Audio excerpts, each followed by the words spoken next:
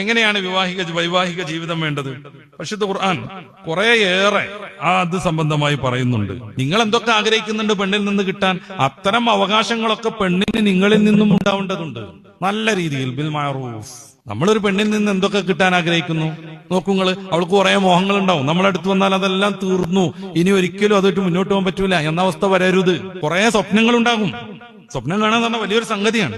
അപ്പൊ നാം കുറെ സ്വപ്നങ്ങളുമായി നമ്മുടെ വീട്ടിലേക്ക്, നമ്മുടെ ജീവിതത്തിലേക്ക് കടന്നു വരുന്ന ഒരു പെൺകുട്ടി, അതോടൊപ്പം മൊത്തം അങ്ങോട്ട് തീർന്ന് തകർന്ന് ഇനി അവർക്കിഷ്ടമല്ല, ഇവർക്കിഷ്ടമല്ല, അതുകൊണ്ട് അത് പറ്റൂല എന്നും പറഞ്ഞിട്ട് അന്തർമുഖയാവരുത്.